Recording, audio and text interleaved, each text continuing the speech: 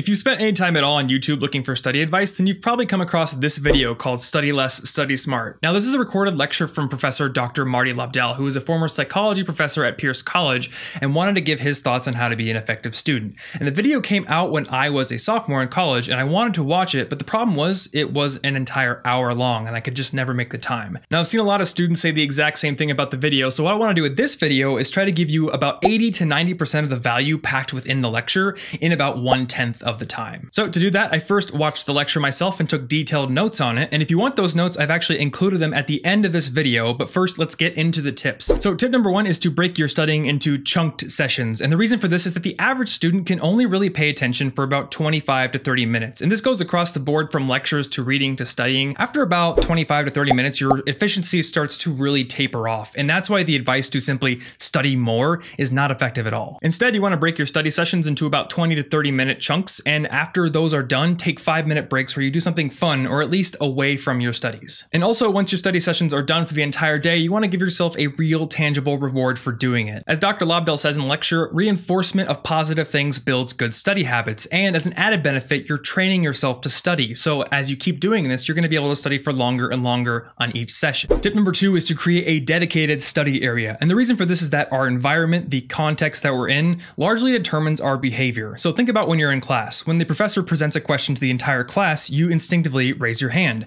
But if he asks you specifically, you're going to give a verbal response. And this is automatic. You're conditioned to do it. Well, your studying area is the exact same. If you do it in a place where you're conditioned to do other things like sleep or play video games or hang out with friends, it's going to be really hard to get into your studying. What you want to do is find an area that is specifically used for studying. So the context of the situation makes it easy for you to get into your studies. Dr. Lobdell's third tip is to study actively. And it's best summed up with this quote straight from the lecture. The more active you are in your learning, the more effective you'll be. Now, the best way to do this, rather than going through rote memorization or reading and rereading chapters from your book, is to first ask yourself before studying, what is it that I'm learning? And what you're learning is going to fall into one of two categories, either facts or concepts. A concept is something like, what does this particular bone in the human body do? You have to understand it. And a fact is just something you need to remember, what the name of this bone is. Now, concepts are more important than facts because once you learn a concept, once you truly understand its inner workings, it's with you forever. You're going to remember it. Facts, on the other hand, can sort of drift away over time, and the good thing about that is that we have Google. We can look up facts very easily. Now, unfortunately, in a testing situation in class, you have to remember both facts and concepts, and you don't have access to Google usually, but still, concepts are going to be more important to learn first. Now, the best way to learn these concepts and to be sure you know them is to put them in your own words. Test yourself and learn actively. And there's one thing he gives as an example, which I think is one of the most important parts from the entire lecture, and it's his example about highlighting. Now, most students know not to highlight entire sections of the book because if you do that, you're basically highlighting nothing at all. But if you highlight really important terms and then you go back after your first read and highlight session and study them and just simply recognize the thing you highlighted before and say, ooh, I know it, then you're getting into this dangerous territory where you don't know whether you're actually recalling something or simply recognizing it. Now, the human brain is very good at recognizing things. We can recognize people's faces even if we haven't seen them in a long time.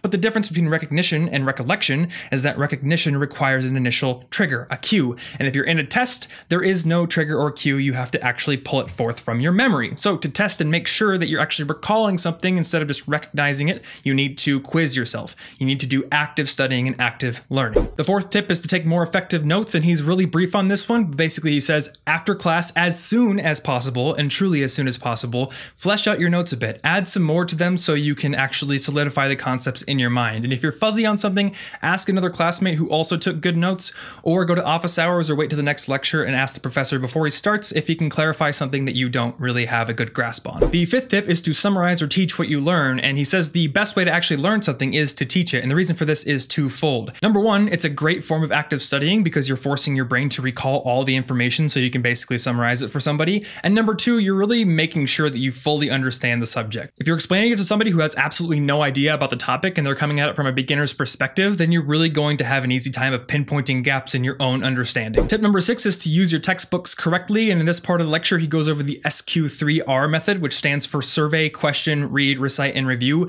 And as I talked about in my active reading video, I think overarching systems like this are actually kind of cumbersome and time consuming, but I do think it's important that you take individual portions of these systems and see if they're worth it for your studying methods. So as an example, the survey portion of SQ3R, surveying the chapter before you read it, and especially going to the end and looking at the review questions and the vocabulary can really prime your brain for picking out the most important information when you actually do the reading. And Dr. Lobdell's 7th and final tip is to use mnemonics when studying facts. Now, facts, as opposed to concepts, are a lot harder to tie actual meaning to, and as a result, a lot of students often turn to simple rote memorization to remember them. But a better way to go about it is to use mnemonics. And a mnemonic is really any system that facilitates recall, but he goes over 3 specific types of mnemonics in the video. And those 3 are acronyms, things like Roy G. Biv for remembering the color spectrum, coined sayings, things like in 1492 Columbus sailed the ocean blue, and the third one, which both I and Dr. Lobdell think is the best one, image associations. Another way to think about image associations are just interacting images, including the thing you're trying to study, that create a ridiculous picture or story in your head. And the more emotionally evocative or weird it is, the more easily you're going to be able to recall that piece of information. So that is my summary of Dr. Lobdell's lecture. If you want to see the entire hour-long video, I have it linked down in the description. Otherwise, you can get my notes and other things in the end card. Thanks for watching this video, and I will see you in the next one.